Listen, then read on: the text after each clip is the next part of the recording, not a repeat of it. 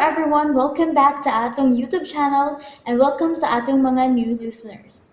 Excited na ba mo sa atong mga bagong episode o bagong drama? Yes, na ating mga bagong drama Bisaya.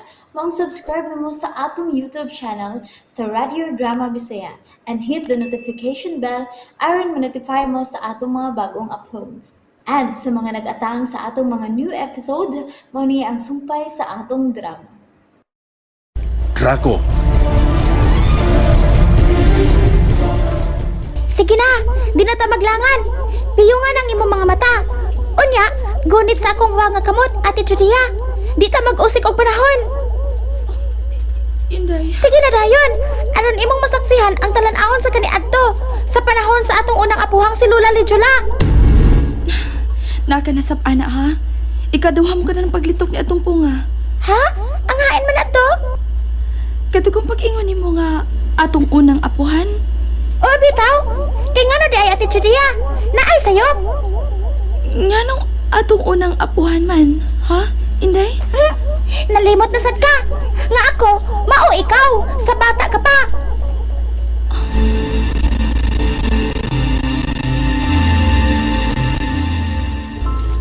Oy, wala. Usyalan mo gatong ako ang nakita. Uy, matay wala gayud ako masayop. Aso yung katoy. Og di man ni gawas niya ng gingi sa ubos nga bahin sa kwarto ni Inday Judea. Uy, hala ay. Action man akong kabalakan ni dawa. Nga anong adunan ako asong nakita nga ni gawas. Usyalan man. Doon na kay kalayo sa sulod. Oy, hala, oy. Magasusi ako nene. Hay, pastilan. Kurbaan kayo ako na. Usyalan mo ka itaw gibuhat sa babae diha sa sulod. Nga naman to'y aso nga ni gawas. Uya, uy. Kalay plaso na wala. Baya. Inday! Inday, Judea! Uy, abli hira una kining pultahan, Inday! Inday, Judea! Ay, hala, uy. Ula magayod. Ay, husto na ituod. Ang mga yawi sa tanang kwarto aning balay. Ay, ako kuhaon. Ay, kinahalang maabli ko kinipurtahan sa kwarto ni Inday Judea. Ay, dili ako ang nga maratol ni dili gayod. Pagkakuyaw ko si Bako ay mamasunog kining panimalay ni Inday Brida.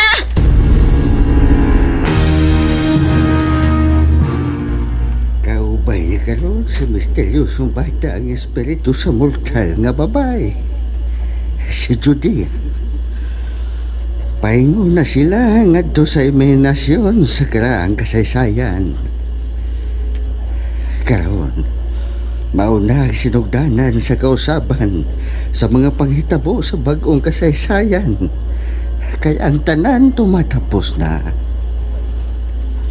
Langit no na mga mahan, pagadaygo ng imong ngalan. Ug ang imong pagbuot gayud, mauwang matuman.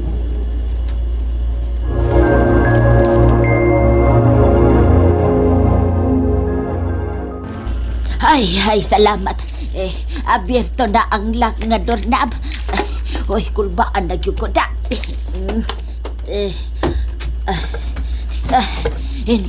Inday Judea. Inday. Uy. Hala, uy. Natulog man day ka na siya diya sa kama. Uy. Wala man say nanimahong sunog din sa sulod.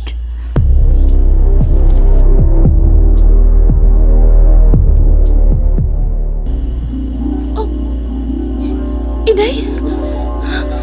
Ngano kini? Unsa na ito po na to? Ate Judia, ayaw lang o kabalaka. Kay paingon ta sa dimensyon sa karaang panahon. Diin, nangitabo ang nahisuwa sa kasaysayan. Inday, huwag ko magkasapot sa kong kibati. Ayaw lagi o kabalaka, Ate Judia. Piyo nga lang girang imong mga mata. Kay damgoran ni ate. Damgoran ni. Unsa may damgo ha, Inday? Ate Judia, di man mahimo nga dadonog ang pilang imong mortal nga lawas ngadto sa adtuan atong dimensyon. Mao nga gihimo ko nimo, pinaagi lang og damgo. Mao ba di ay? O Ate Judia, ug mahiabot kita sa dapit sa karaang kasaysayan nga way usa sa mga tao atong panahona kun sa maong dimensyon ang makamatikod nato. Wa ba kayo niya daw tang mahitabo ka nato dito, inday? Ayaw ka pala ka, Ate Judia. Ug pahugti pag imong pagtuo ug pagsalig sa labang makagagahom.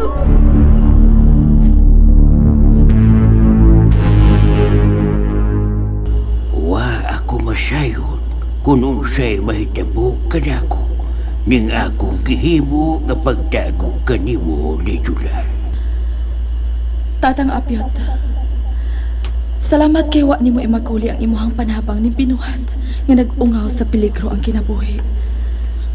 Tungod kay dili ko man kabalibaran si Samuel, ang buotang sa Kristan kanhi ni Padre Arjano. Pero nibali sa iyang ideolohiya sa tinuhuang satanismo, pinanguluhan sa Supremong Sidrako. Gibasula na ni Samuel ang tanan.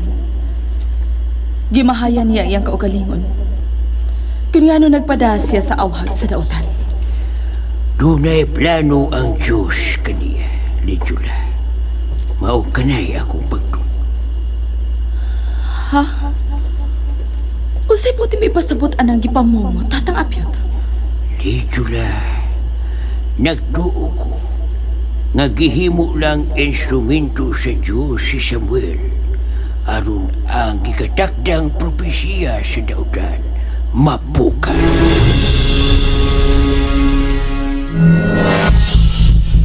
Nga ni biya kita dito, inay.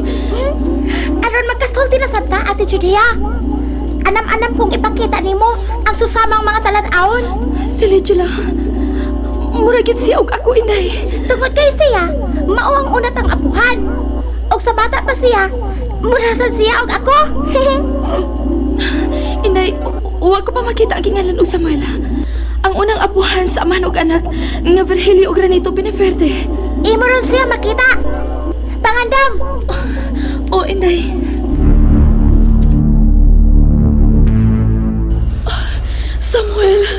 Samuel, mahal ko. Mahal ko. Lidjula, ayaw pakinggan. Di na yung uban ni Tatang Apyot, luwas ka. Samuel, nabalaka ko. Og nahadlo ko. Tingalig mo lang po si Draco siya tinguhan dautan ka na ako. Dili ko kana katugutan.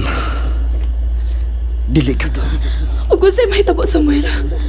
Kung masayran nila nga ni ako din magtago uban kang Tatang Apyot. Lidjula, andam na kong buhaton ang tanan. Aron dili matuman ang sayop nga gituho ang propesiya. Pero patsyon ka nila, Samuel. Unang mamatay si Supremo Draco. Samuel. O Lidjula, unang mamatay si Supremo Draco. Gimahayan ko ang mga hikayon nga nagpaulipon ko niya sa kultong sungayan. Samuel, wala ko mahibaw sa angay kong buhaton. Panalipdan ko ikaw. Mupatay o pagkamatyan ko ang paglaban nimo og sa atong gugma.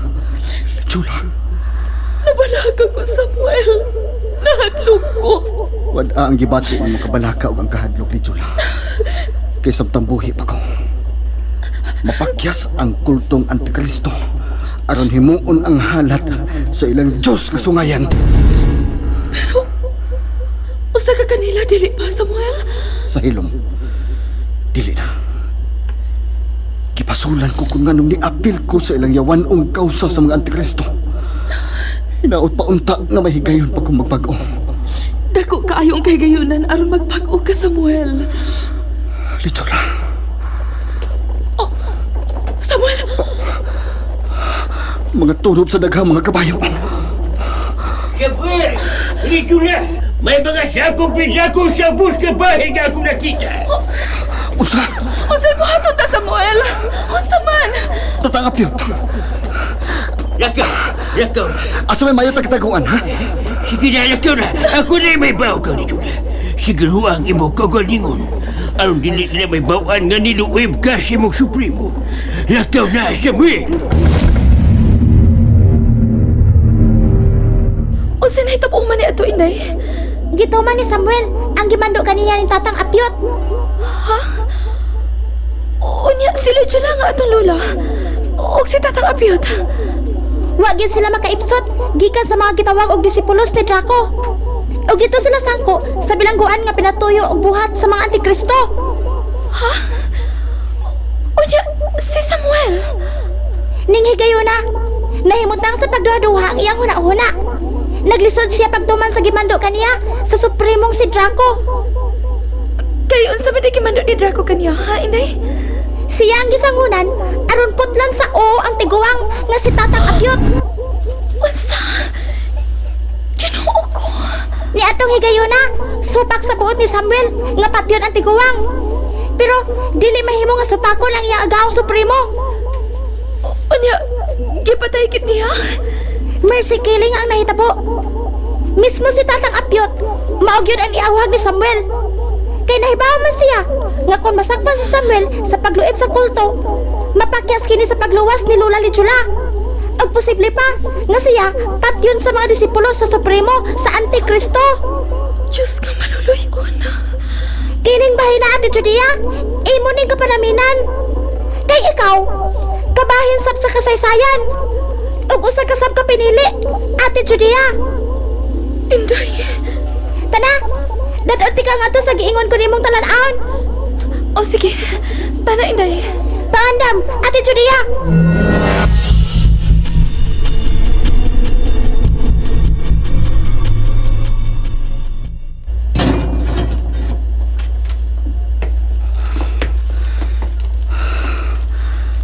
Tatang Apyot. Dili na ko kaya ang gimando kanako sa Supremo. Pati ako, Samuel. Kay makaayo ka na kanibo. Ninyo nilitula. Pati ako. Tumana ang mandukan nimo sa Supremo. Siya unta ang angay nga mamatay. Siya unta og dili ikaw, Tatang Apyot. Dili mahimong magguba ka sa ilang pananaw. Luwason mo pa si Lichula. Pusa, kinahanglan nga imo kong patyo. Tungod og alang sa iyang kaluwasan. Nganong kinahanglan pa mang mahitabo ni. Nganong kinahanglan pa man, Tatang. Nganong kinahanglan pa man. And there you have it, everyone. Thank you for listening for today's episode. Stay tuned for our next episode. Bye bye.